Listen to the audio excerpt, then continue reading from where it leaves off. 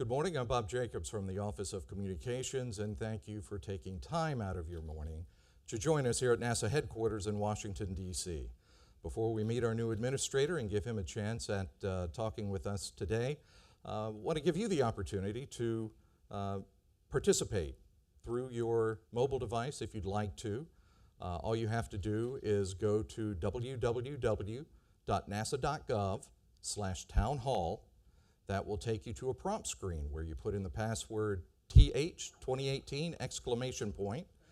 You type in your field center where you're typing the question from, and then you'll either have the opportunity to vote up questions that are already in the system or write your own question, and we'll take it from there. You may remember just a short time ago that not only did the President nominate an administrator, but the U.S. Senate confirmed him. In fact, it was just here at NASA headquarters on April 23rd that Vice President Mike Pence swore in Jim Bridenstine as NASA's first administrator. Before joining NASA as administrator, he began his federal service in 2012 as congressman of Oklahoma's 1st District. And before that, he began his federal service in the military as a pilot, where he flew various aircraft, including F-18s, conducted more than 300 carrier landings, flew more than 1,900 hours. But now we have him as administrator, so please join us in welcoming our 13th Administrator, Jim Bridenstine.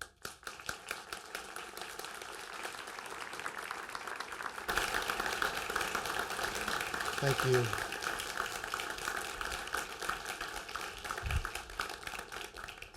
Thank you so much, Bob, for that introduction. Thank you all for taking the time out of your day to be here. What an honor. Bob, I know it's not easy to put this together. I know you and your team have worked for at least a week making sure all this goes well. Now we just got to make sure the talent does okay. But it's also true that there are centers all across this country that are also watching.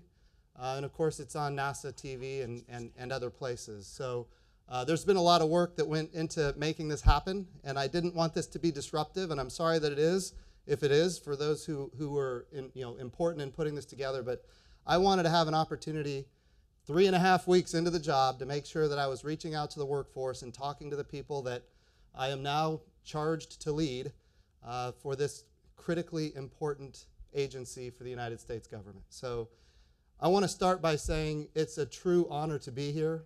In the 3.5 weeks I've been here, I have been overwhelmed by the kindness of all the people that I've met. I've been absolutely overwhelmed by the grace as I'm learning on the job 3.5 weeks in. And I've been overwhelmed at the number of people who have opinions that they want to share with me. I'll tell you, this is not an agency that is shy. It's not an agency that is shy or short of people who have important ideas that they want to share with me. And I want to be clear, I embrace that and I love it. I said this when I got sworn in. I feel it today as I did then. NASA is a family. I've heard that an overwhelming amount of times. Welcome to the NASA family. And you guys have been great. So I want to tell a couple of quick stories. Since I've been here, we've had some big announcements, one of which was the Mars helicopter.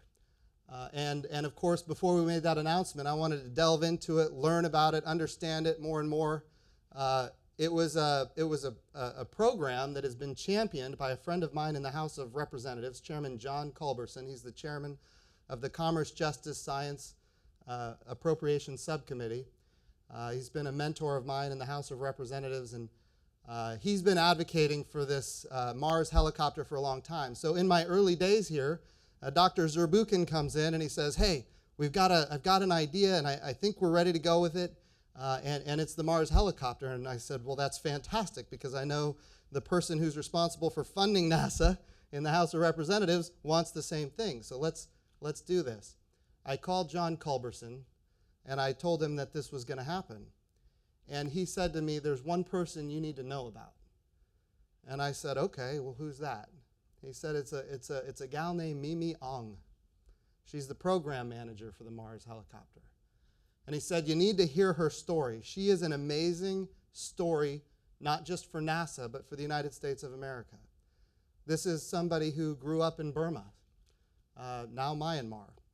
They had no running water. They had no television. She had an opportunity at age 16 to come to the United States of America. She now works for the single best agency in the federal government to work for, as evidenced by 6 years of surveys, that being NASA. And she runs a program that, when I sent a tweet about it, got thousands and thousands and thousands of retweets. She is a great American story leading a critically important project. And of course, she's on the National Academy of Engineering and other things. If I went into her resume, we'd be here all day. But the chairman of the Commerce, Justice, Science, Appropriations Subcommittee wanted me to know about this person. I looked her up, looking at the Mars helicopter. This is one example of so many people at this storied agency who have done amazing things. I also started learning about these pilots, this ice bridge program that we run to make sure we're getting the best earth science for not just the United States of America, but for the world. And this requires our amazing pilots at this agency to fly over the North Pole. As somebody who's a pilot myself, I've flown in the Northern Pacific. I know the dangers that are involved in flying at those latitudes, the dangers of, if you go into the water, you've got literally seconds to live. And people are taking this kind of risk to get critical science data that will inform decisions for decision makers, not just for this country, but for the world. And NASA does that through the Ice Bridge program that I was reading about. My point is this. 3.5 weeks here, I am convinced that this is the greatest agency to work for. And I am absolutely convinced that every one of us in this room and people who are watching on television, we all hit the jackpot when we got offered a job here. And I want to make sure everybody knows I don't take that lightly. It is critical. And it's because of you. You're the reason that this is the agency that is perceived in that way. And this workforce is, we all have different backgrounds. We all have different histories. Some of us come from different countries. And this is an agency where we want to make sure that that inclusion and diversity continues. And as I'm on the subject, I'll just say, for all the leaders and the managers that are here, as long as I'm at the helm of this agency, there will be no discrimination based on race, religion, sexual identity, sexual orientation, ethnicity, national origin, or anything else. But the good thing is, there hasn't been any of that since I've been here. I haven't seen it, and we want to make sure that it stays that way. What an amazing agency, what an amazing opportunity, and I'm thrilled to be here. And Bob, if it's all right, I'll just let people start asking questions. And I want to be clear before I start. 3.5 weeks isn't very long. If I don't know something, I'm going to be very honest about it. And I look forward to hearing what your thoughts are, and certainly addressing thoughts and concerns of the agency. So thank you.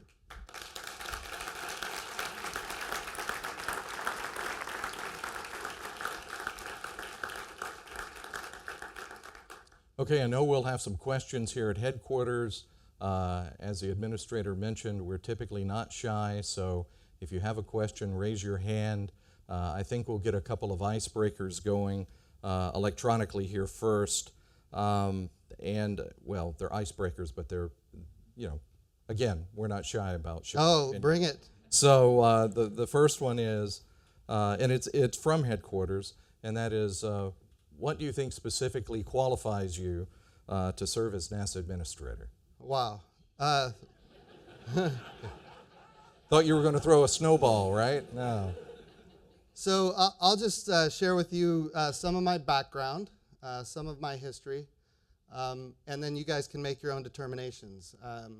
So I grew up in Arlington, Texas.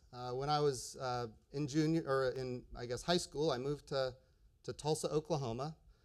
Graduated high school from Jenks High School. Went to Rice University for college. I had 3 majors at Rice: economics, business, and psychology.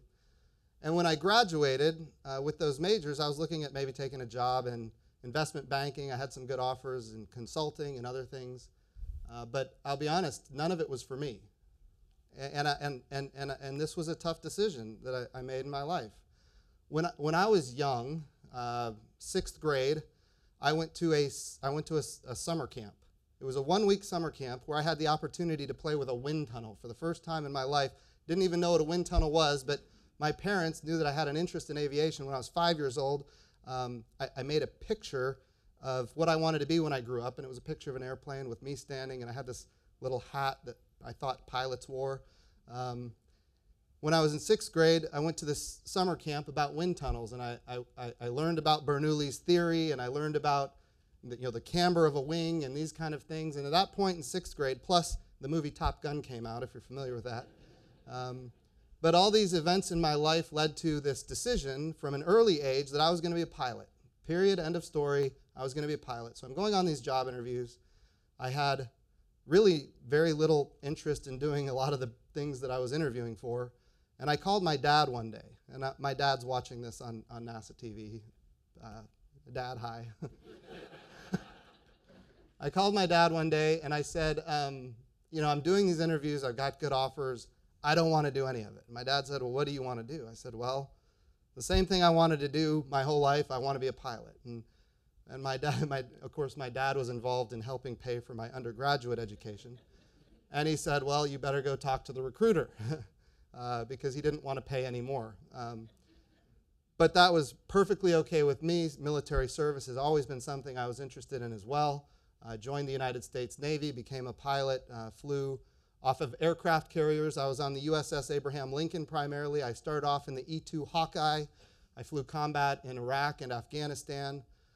In the Hawkeye, we did a mission called Airborne Battlefield Command and Control. So planes would take off the aircraft carrier and other places in the theater. And once they got airborne, they were under our control. And we had to make decisions, targeting decisions, getting the right bomb on the right target with the right guidance system, and orchestrating a tanker plan to make sure that our pilots could get to the target and get home. And all of this was done from an airborne platform. So I did that for a number of years. Of course, we got back from the wars in Iraq and Afghanistan. I had the opportunity to transition from the E-2 Hawkeye to the F-18 Hornet. And I flew F-18 Hornets for 3 years at the Naval Strike and Air Warfare Center, which is the parent command to Top Gun. And during that time, I had the opportunity, I flew Red Air. So my job was to study how the enemies of the United States fly in combat, and then fly those profiles with the intent of being shot down by Top Gun instructors. So I was a target. So for 3 years, I had the opportunity of doing that. And I got shot down a lot, which means that your country is doing really good things on the national security side of the house. Of course, getting shot down isn't a bad thing, because then you get to fly home at under 500 feet and faster than Mach, which is always a good time. But you got to remove yourself from the problem, and that's how we did it out there at the Naval Strike and Air Warfare Center. So I did that for 3 years. 2007, in this time, I married my wife, Michelle. We had our first child. We decided that it was time to leave the United States Navy. And so I went to Cornell to get an MBA. While I was doing that, I worked for Wiley Laboratories down in Orlando, Florida. So it was an executive MBA. So 2 weeks at the beginning of every semester, I was in Cornell. Every other weekend, I was at Cornell. And of course, during the weekday, I had a full-time job doing acquisition of training systems for the United States Navy, primarily flight simulators. During this time, my wife's father had passed away. Her mother got multiple sclerosis. We had this huge burden to move back to Tulsa, Oklahoma, where her family was. We did everything we could to move back there. I got a job at a nonprofit Air and Space Museum, the Tulsa Air and Space Museum. And I had the opportunity to see firsthand, just like when I was that little child, inspired by the wind tunnel, I had the opportunity to see firsthand other young children, elementary school children, coming to the Air and Space Museum. Quite frankly, many of them receiving grants from NASA in order to come, because a lot of these children would not have been able to afford the $10 to get in the door. Getting grants, and the grants don't directly come from NASA, but NASA is involved in those kind of educational programs. And I saw firsthand lives change the way my life had changed. And I think that's a critical piece of what NASA is and what NASA does. So I had the opportunity to participate in that for a number of years. And then I was in the Navy as a reservist, flying E-2 Hawkeyes again, doing counter-drug operations down in Central and South America, which was an amazing experience. I will say that during that time, I'm going to delve into politics here a little bit, but very bipartisan. During that time, there was a challenge with the federal government, and what ended up was the sequester on defense specifically. It was all discretionary spending, but defense was half of the discretionary budget of the United States government. And in that sequester, my squadron got eliminated. My squadron was responsible for busting about $2 billion worth of cocaine every year on the high seas. My squadron was involved in preventing all that cocaine that was resulting in the cash. Remember, it's not just the cocaine coming to the United States, it's the cash going to the transnational criminal organizations down in Central and South America who are getting more power than their governments, which is not stable for the world. And so I made a determination at that time to run for the United States Congress, and not really believing that there was much of a chance to win. I had no name ID and no money. We worked really hard, had a great team, and with the help of so many people, we ended up winning an election. I get to Congress. This is way more than this person ever wanted to know, I'm sure. But I'm introducing myself. So I get to Congress, and I'm on the Armed Services Committee, which I worked really hard to get on, Strategic Forces Subcommittee. So the Strategic Forces Subcommittee, the Armed Services Committee, deals with all of our national security space-based capabilities. So we're dealing with the GPS system and the Advanced Extremely High Frequency Communication System and WGS for over-the-horizon communications. These are all systems, of course, that I used as a Navy pilot, but I wasn't involved in necessarily building or producing, but technology that I relied on. Of course, all of the remote sensing and imagery, and of course, the military has its own weather capabilities, DMSP, satellites. So I got involved in those kind of capabilities. I really got involved in the communication architecture for the United States of America because I had been involved in I would say, contingencies where I needed a certain type of space-based over-the-horizon communication capacity that wasn't available, and what was available did not match the antenna that was on my aircraft. In other words, we had a KU-band antenna, and we didn't have KU-band capacity to feed my aircraft. So I got involved in that. So that's on the Armed Services Committee, Subcommittee on Strategic Forces. Then I was on the Science Committee, Subcommittee on Space, which oversees NASA, so I got involved in NASA issues. And I ended up as the chairman of the Subcommittee on the Environment, which oversees NOAA. And a lot of people don't realize it, but here in this audience, people know. NOAA is involved. I mean, 40% of NOAA's budget is space-related activities. And as the congressman from Oklahoma who has constituents that die in tornadoes every year, I got very involved in NOAA's capability to predict weather, especially as it relates to tornadoes. The JPSS satellite, which I know NASA builds for NOAA, was one of the programs that I oversaw, GOES-R and GOES-S, which are now in orbit. I was involved in those programs on the congressional side of the House. And so I've been involved for 5.5 years now in these space-related activities, to the point where it seemed like in Congress the only thing I was dealing with was space-related activities for the United States of America. And a lot of the challenges that I saw were interagency challenges. So you had NOAA doing one thing, and NASA doing something, and the Department of Defense doing something, and the intelligence community, and the FAA, and Commerce, and everybody's working on their own kind of space-related activities, but not a whole lot of interaction. And they're all trying to solve the same problems with their own budgets and their own basically unique solutions. So a couple of years ago, my staff in Congress, we started working on a very comprehensive space reform bill. If we're as a nation, how do we as a nation move forward with a comprehensive space strategy? And we put together a bill, a very long bill, a very detailed bill. Some people would say it's a laundry list. But what it does is it takes into account all of America's space enterprise, and we put together this very robust bill. Now, I knew when we introduced the bill, it's called the American Space Renaissance Act. I knew when we introduced that bill it was never going to pass the House of Representatives. It was never going to pass the Senate, and here's why. It touched every single committee in the House. We had tax provisions in there, so it touched the Ways and Means Committee. We had issues in there for the FAA, Office of Commercial Space Transportation, so it touched the Transportation Committee. Of course, it touched the Armed Services Committee in a major way, and it touched the Science Committee. It touched all of these committees in the House, and for those of you who are familiar, and I know some of you in this room are, getting a bill through one committee is hard, almost dang near impossible these days. Getting a bill through all of those committees and then through the entire House and doing it in both chambers and that's very difficult, especially when it touches all these committees. So what we decided to do strategically is take all of these best space reform ideas that we determined were important for the country and start packing them into other bills. And so if we knew a bill was going to pass, the National Defense Authorization Act, defense appropriations, omnibus bills, certainly FAA authorizations and NASA authorizations, we would take provisions of the American Space Renaissance Act, which we believed was the best repository of space reform ideas, and we would take provisions of that bill and start putting them into other bills.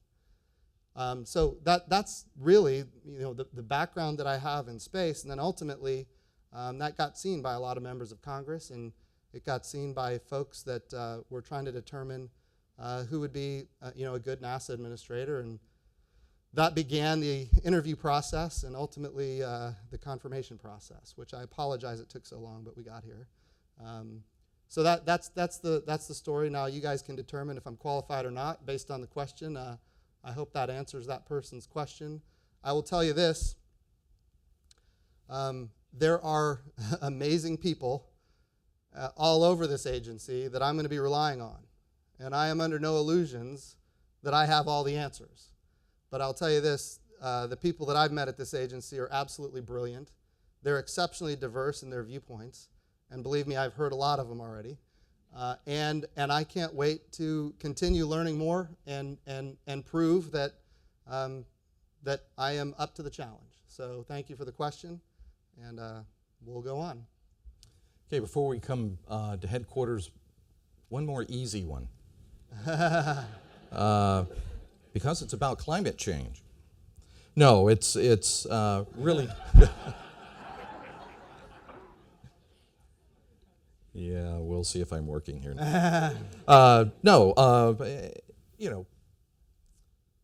from JPL, and they want to know how your position on climate change and climate monitoring has changed, what your position is specifically, and they add to it your thoughts about the CMS, the carbon monitoring system that has just been recently mentioned there, and things like canceling, the proposal to cancel the latest OCO mission.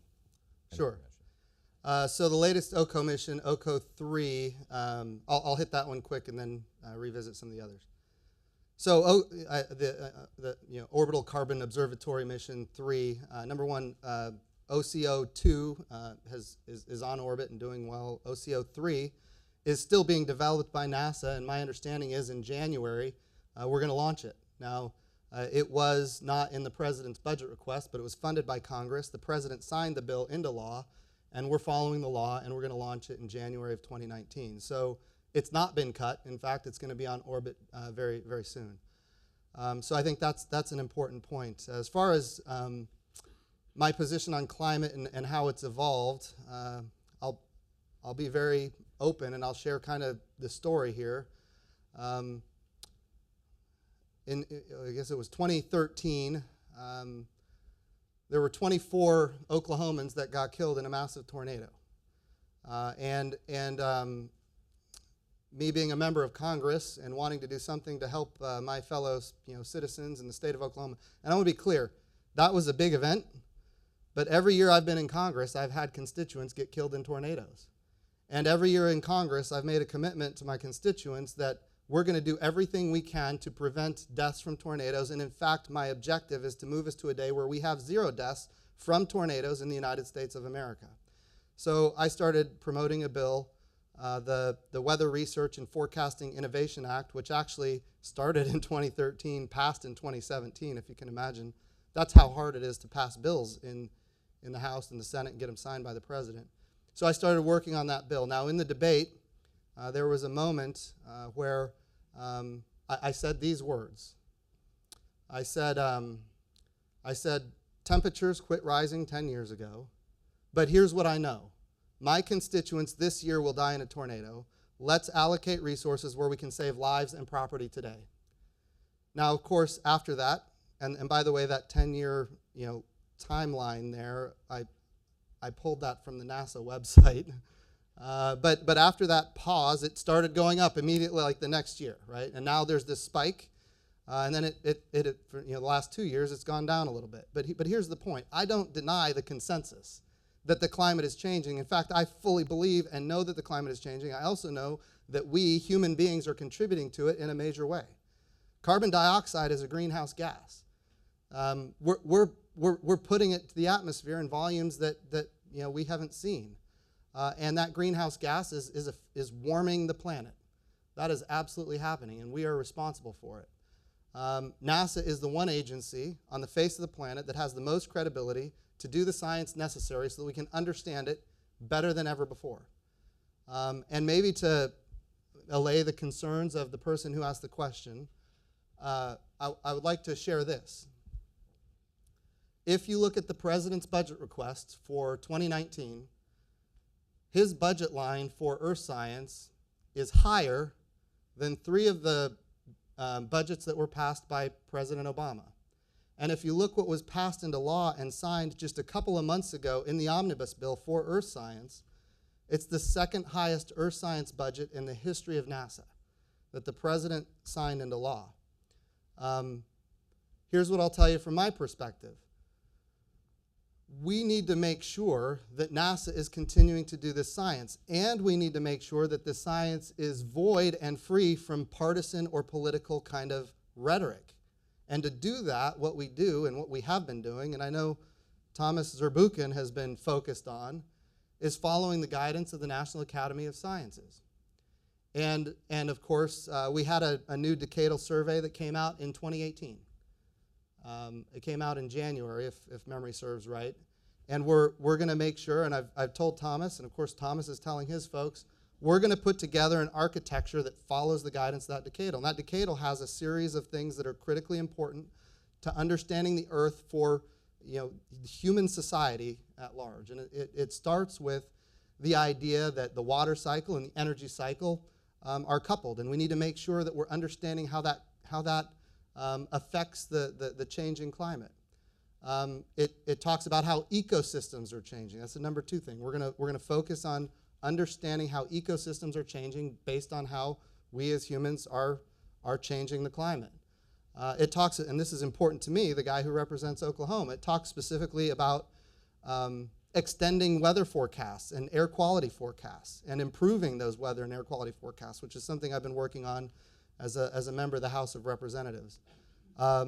It talks about understanding climate in general. I think the way it frames it, we're going to reduce climate uncertainty is how the National Academies framed it. And of course, 5 was sea level rise, and 6 was geological disasters and hazards. So we have guidance from an apolitical, nonpartisan National Academy of Science telling us what is important for humanity, and we're going to follow it.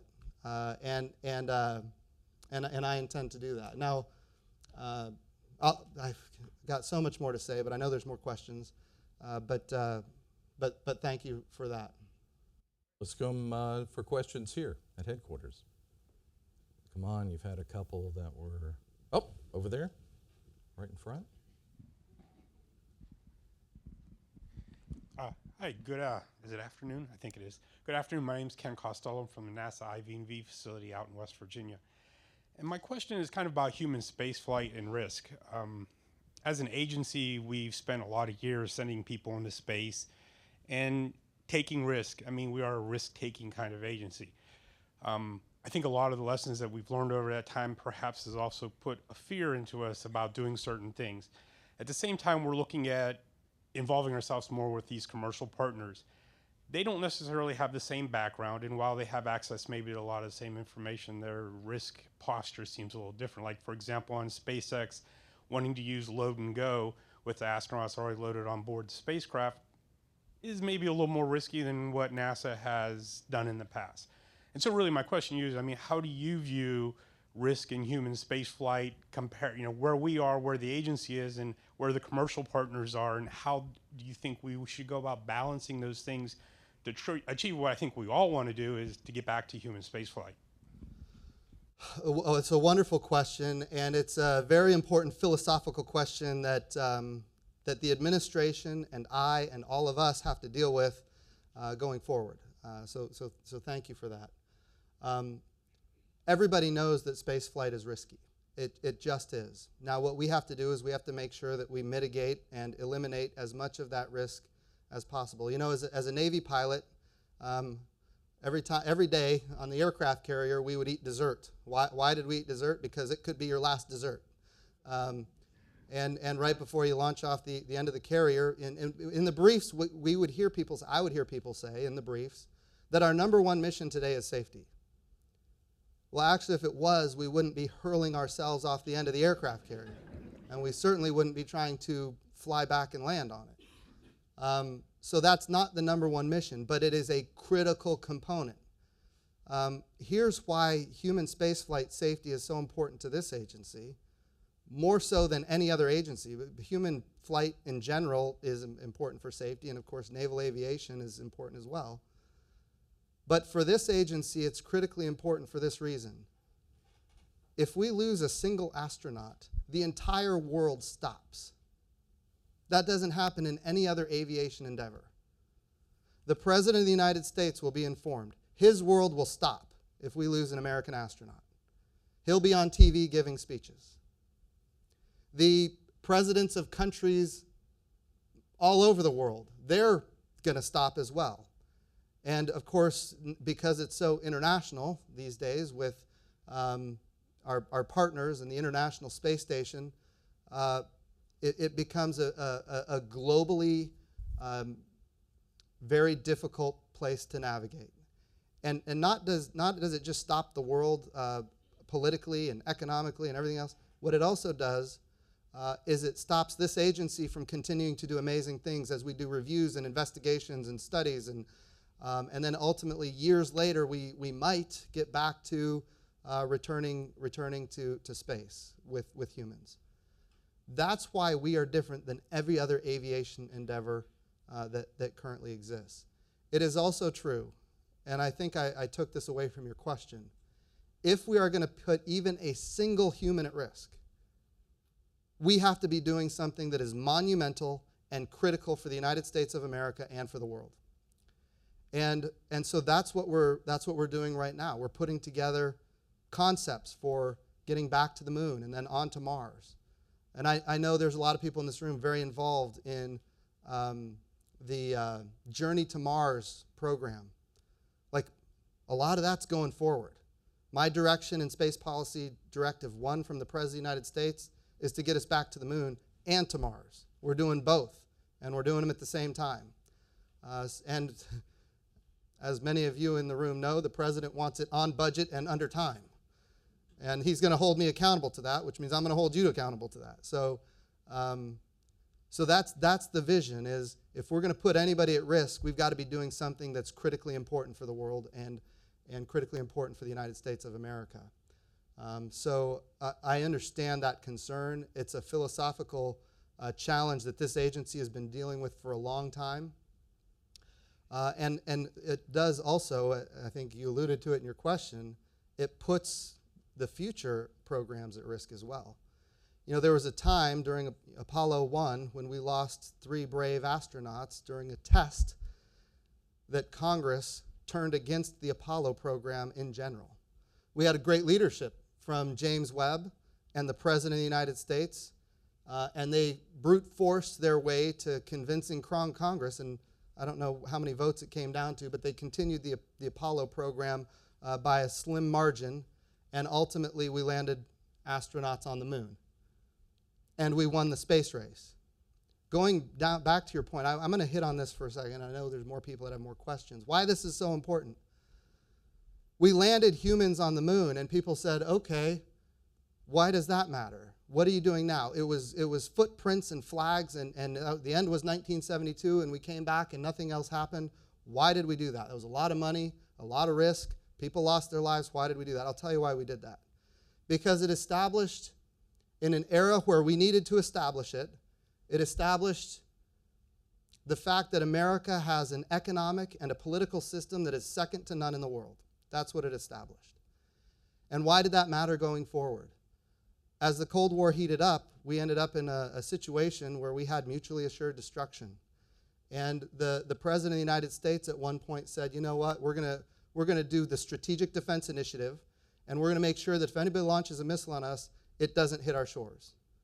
And people disregarded it, said it's not technologically achievable. We don't have the money to do this kind of thing. The Strategic Defense Initiative will never happen. People in this country were saying that. They made cartoons and they called it the Star Wars program. Of course, the President of the United States embraced the Star Wars program, and he called it the Star Wars program. Yes, we're going to do Star Wars. So here's why that mattered. Because while very little of that money ever got spent and SDI never materialized, here's what mattered. Our political opponent at that time, our competitor in the world, believed that we could do it. And they started expending massive amounts of resources and capital around the world trying to convince everybody not to partner with us because this is destabilizing for the world. The reason our competitor at the time did that was because they had seen what we did 10, 11, 12 years prior with the Apollo program. It was built on the credibility of human spaceflight, and it was a piece, maybe a small piece, but it was a piece to finalizing the Cold War 10 or so years after that. That's why human spaceflight matters. It establishes technological and economic and political achievement that is unique in the world. And that's why we do this. So I think it's important that we understand, yes, we are taking risk. Yes, we are going to absolutely do everything we can to mitigate that risk. But at the end of the day, the risk is worth taking because our country is that important. Thank you for that question. We have a semi-related question, and you touched on it electronically from headquarters, and that is, what do you see the role of the new National Space Council, as some people here have expressed concern that it could be the NASA Space Council? So it's a great question. So as a member of Congress, I've been working on space issues for 5.5 years, in many ways feeling like I'm pushing a rope uphill. And I say that because trying to pass bills is much more difficult than doing something by a directive from the president.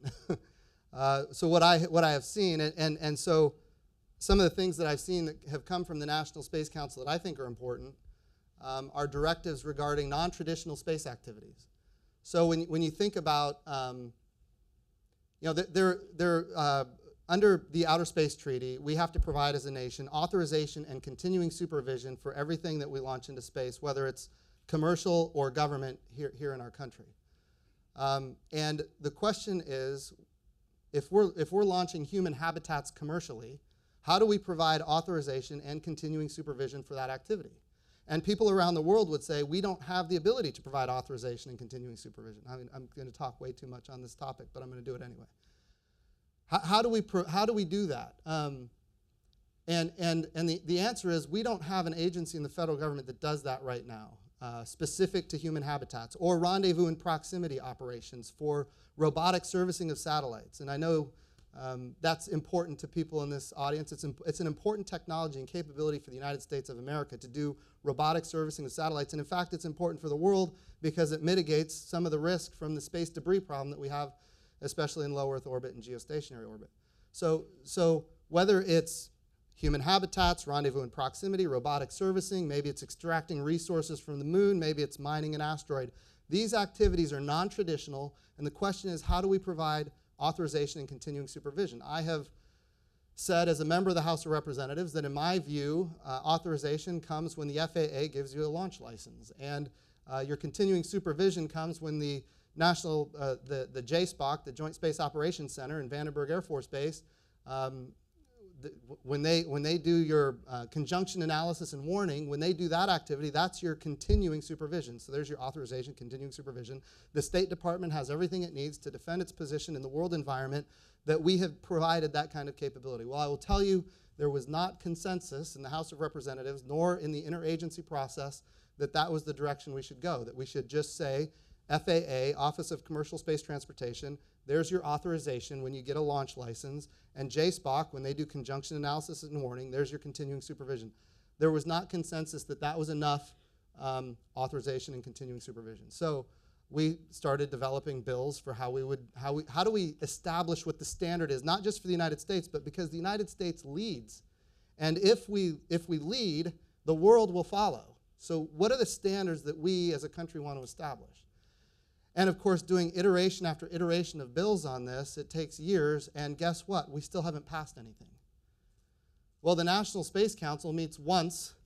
They declare that we're going to solve this problem, and now all of a sudden everybody and they declared that they're going to do it through the Commerce Department, and they're going to move parts of the Commercial Space Office under NOAA, or NOAA's CISRA, Commercial Remote Sensing Act, that office. They're going to move it up under the Secretary of Commerce, and they're going to do all of these non-traditional space activities under Commerce, and that's going to be the single agency that provides the authorization and continuing supervision. They're going to put expertise there so that everybody in the world knows that we're leading and that we are being responsible in space.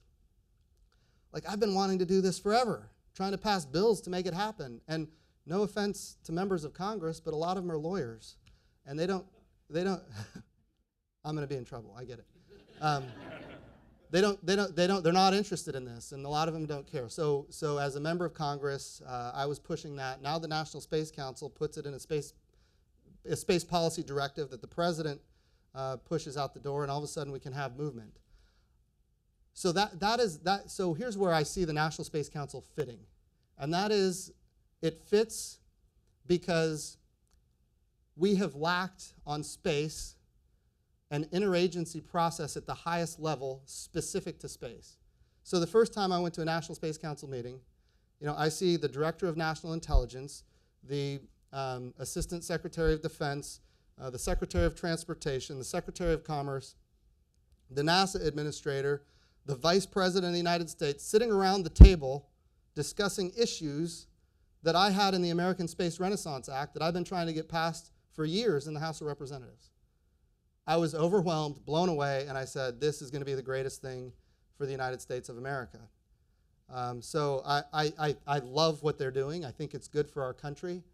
I would also say that from meetings of the National Space Council, that they're going to take other important steps to include space situational awareness and space traffic management. That's going to have a lot of commercial space operators maybe a little nervous, but I'll tell you this, if you know anything about this administration and the secretaries that I just mentioned and your own NASA administrator, we're going to make sure that it's a very light touch regulatory environment. But we've got to make sure as new constellations launch into low Earth orbit, we're talking about constellations of thousands of satellites, multiple constellations of thousands of satellites for communications in low Earth orbit, it's going to get really crowded really fast. And we as a country, if we're going to lead, we have to make sure that we have good space situational awareness and good space traffic management. And that's another thing that the National Space Council is going to be moving out on. So from my perspective, and I've heard it from others here, that is the National Space Council the NASA Space Council? I've heard that. And I'll tell you, I know the Executive Secretary, Scott Pace, wonderful friend of mine. He's been a friend of mine for a long time. That is not what he wants to be. He wants to let NASA be NASA. He thinks this should be an interagency kind of place where at the highest levels of government we can make decisions that are important for our country. And that's how I see it. So I'm all behind it, and I have been since its announcement. Okay, let's come back here to headquarters. By the way, that's just the tip of the iceberg on that. There's so much more coming. Get in the front section.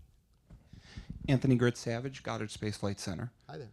Ever since 1958, every individual who has served as our administrator has had the opportunity to put their mark or their thumbprint on our agency. moving forward, what do you envision is going to be yours? That's a great question. So I want to start by saying this isn't about me. And my thumbprint or my mark is not something I'm concerned with at all. What I want to make sure we do is we do the right thing. And we're going to do things somewhat differently given the direction that we've gotten from the White House. And of course, going back to the moon is a big piece of that. And of course, we're going to start with small, robots, and it's going to be commercial that's leading the way, and we're going to be a customer. And then at the same time, we're going to do larger landers so that we can actually do resource prospecting and eventually get to the point where we're going to be able to land humans on the moon again. So some of that will happen in my time here, I'm confident. Most of it will not. And I say that, I could be absolutely wrong.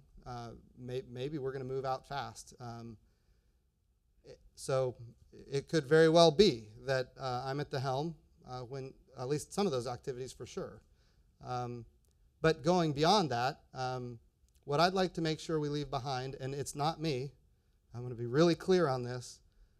We've had great leadership from Charlie Bolden. We've had great leadership from Robert Lightfoot.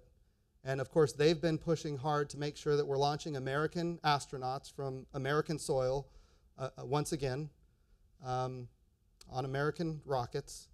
And that's the Commercial Crew Program. Now, that's likely to happen under my watch, and I want to be really clear. That is because people came before me, and I am not trying to take the credit. And I am grateful for their service to this country. My goal, and I appreciate the question, I think certain things will happen on my watch, but my objective is to make sure that people in this room and people that are watching on TV and people that are at the centers, they're getting the credit. I'm a steward of this agency for a temporary period of time, and this agency is so much bigger than me. If you look at James Webb, he was not a self-promoter. He was not trying to make himself the center of anything, but he got us to the moon. And if I have any ability to do half of what he did, we're going to be in a great place. So thank you for that question.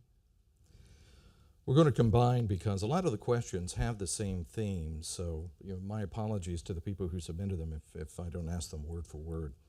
But one from Ames and Armstrong that kind of talks about and leans into your history as a pilot and interest in aeronautics.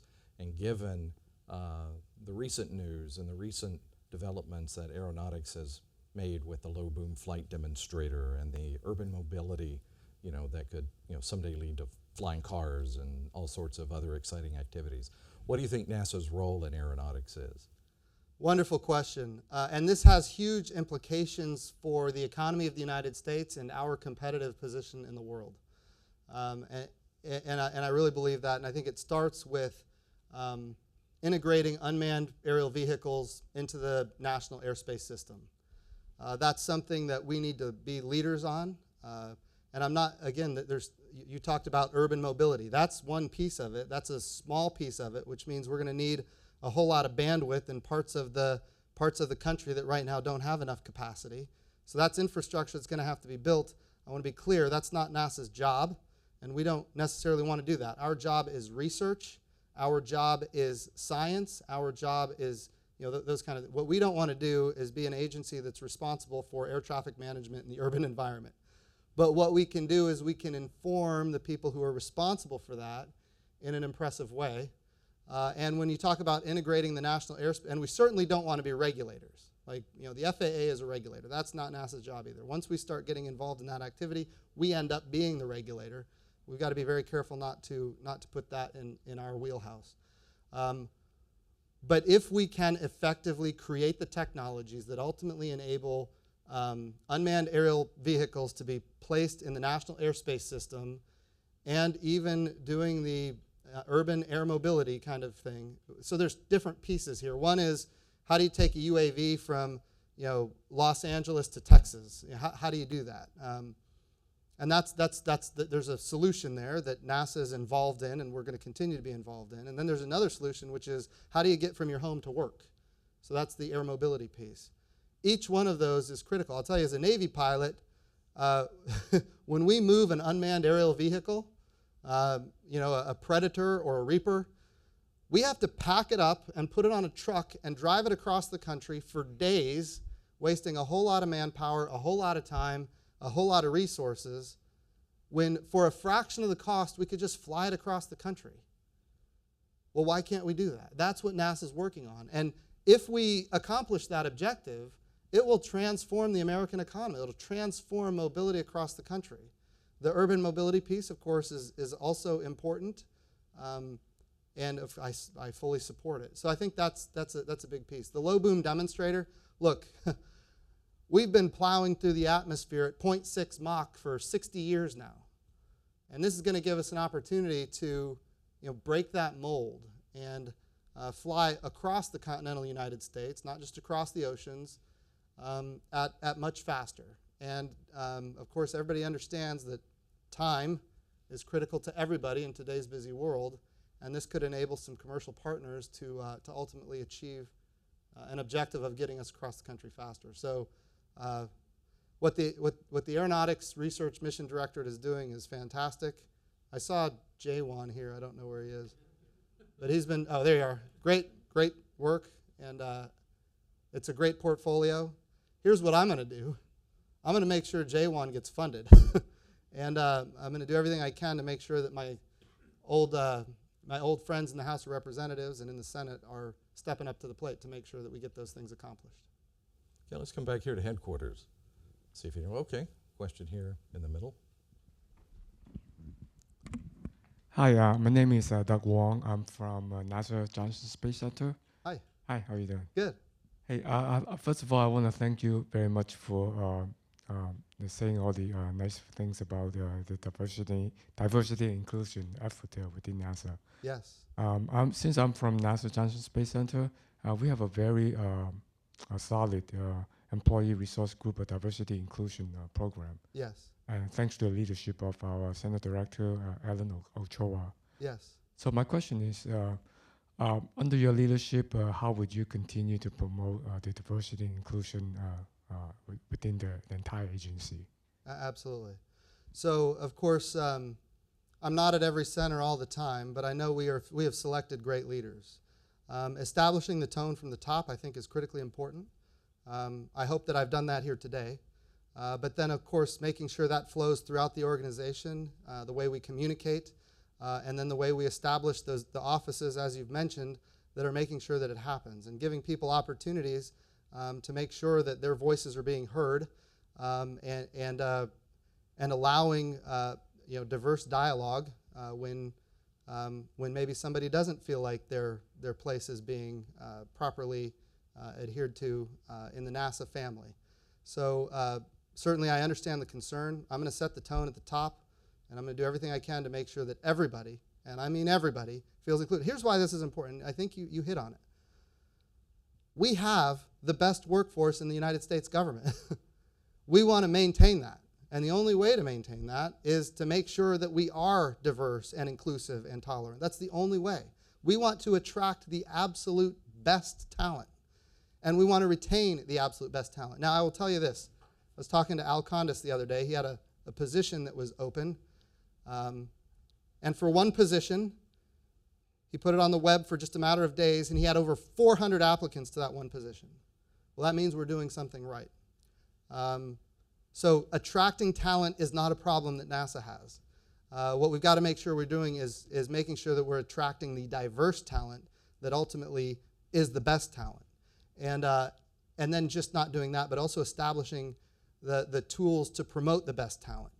Again, the goal is we need the absolute best workforce for the absolute best agency in the U.S. government. And I am committed to that. If you have ideas, I'm more than happy to have some one-on-one time and hear what your thoughts are. You bet. Another one here at headquarters? Oh, there we come. I'm Victoria Friedenson from HEO, and you mentioned resource prospecting, and I'd like to have your thoughts on the lunar economy, expanding commerce and industry beyond low Earth orbit. What wonderful question. So when you think about Space Policy Directive 1 that came from the President of the United States. It says very clearly that we're going to go back to the moon, but he also put in there sustainably. So we got to make sure that it is sustainable. Look, this is the third time that we've put together a plan to go back to the moon. The first, I should say it's the fourth time. The first time it was actually successful, Apollo, but we had like 5% of the nation's budget at that time. So how do we do it? And then the next two times ultimately got scrapped because of budget and priorities. How do we go back in a way that's sustainable? And that's why we need commercial partners, and that's why we need commercial to step up in ways that we haven't seen before. But here's the great thing.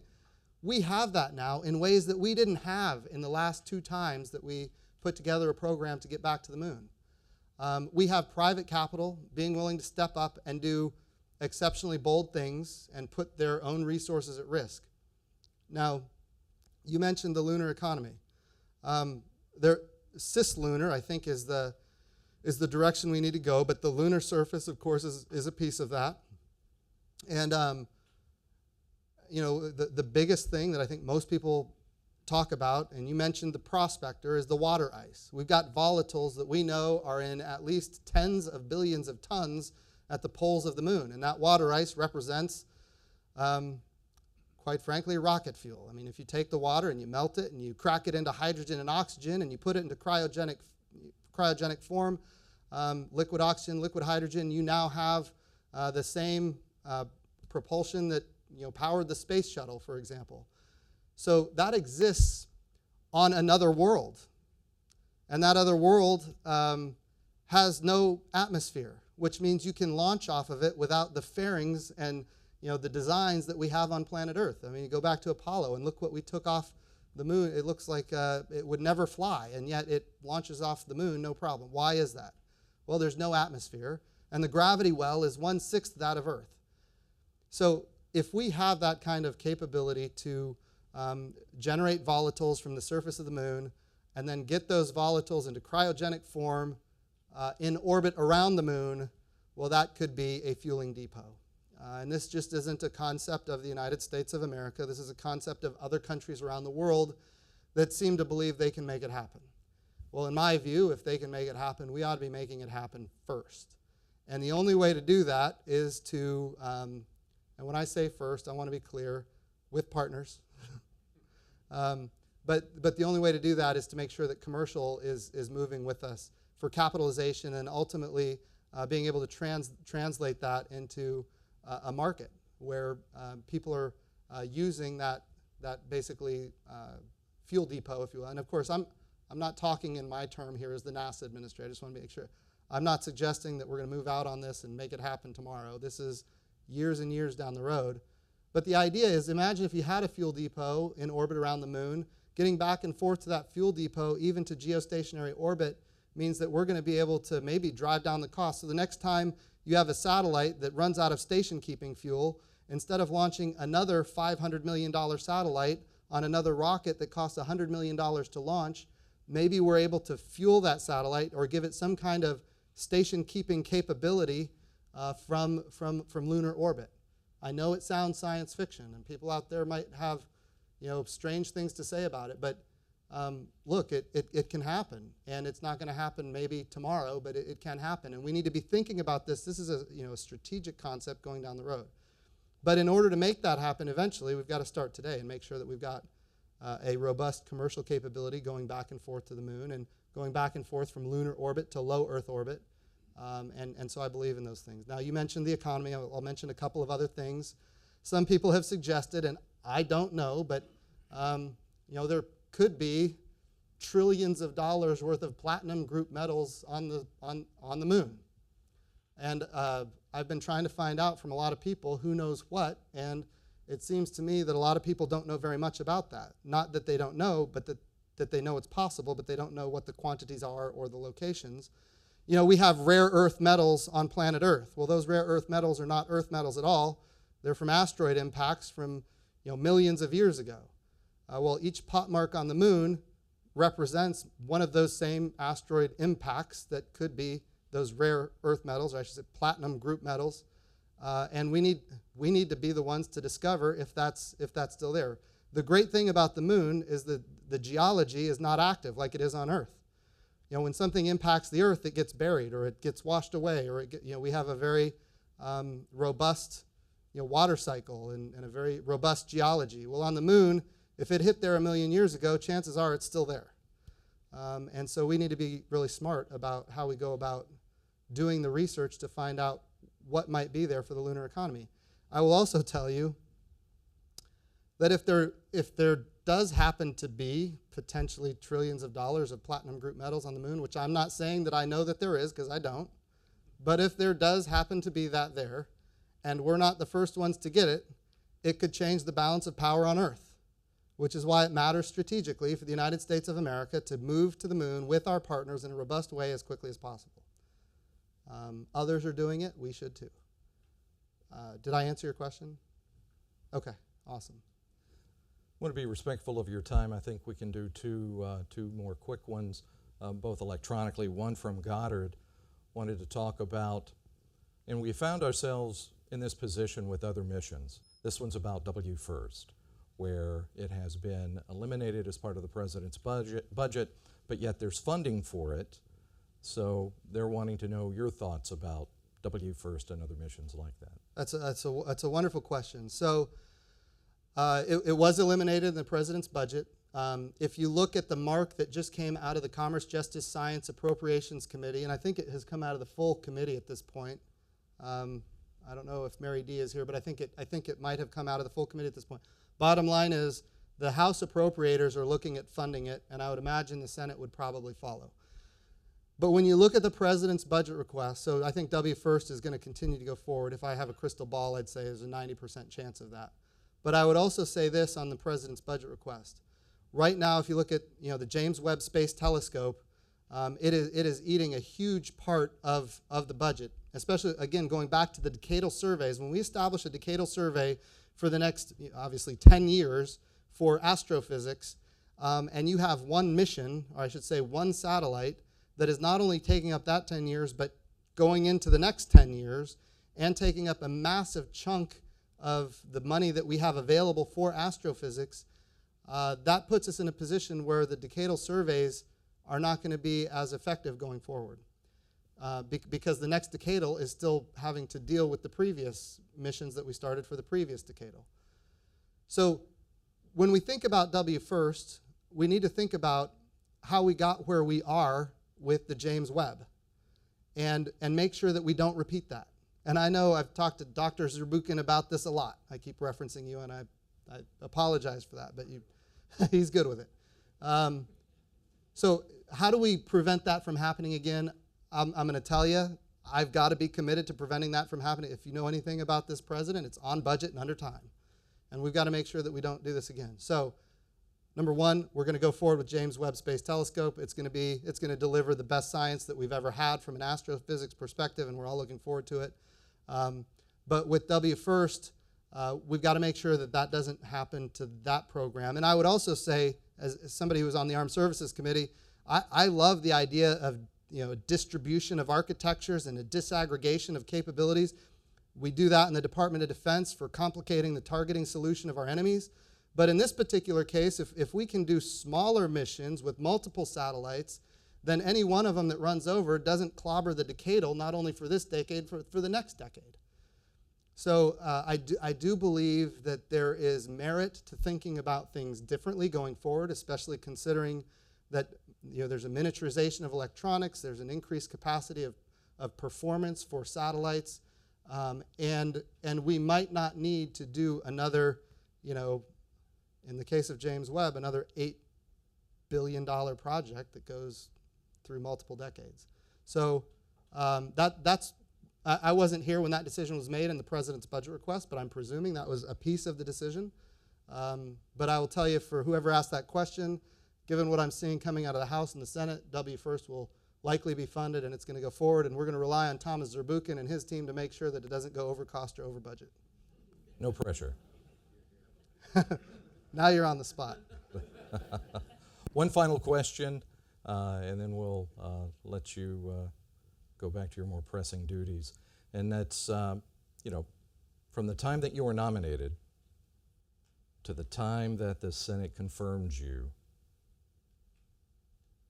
there was space. there was some distance. So the question to you is, was it worth the wait? Absolutely. Without question. 3.5 weeks into the job, this is the best job I've ever had. Now, ask me 6 months from now, I might tell you a different story. But I don't think that's going to be the case. This is an honor of a lifetime. Every single one of you know what it's like to work here. I've now experienced it for 3.5 weeks. And I just can't tell you what a blessing it's been to me. It's a blessing to my family. And I can't wait to work with all of you as we continue to do the great missions of NASA and continue the legacy of this very storied agency. So thank you all so much. Thank you for your time. Thank you. Thank you.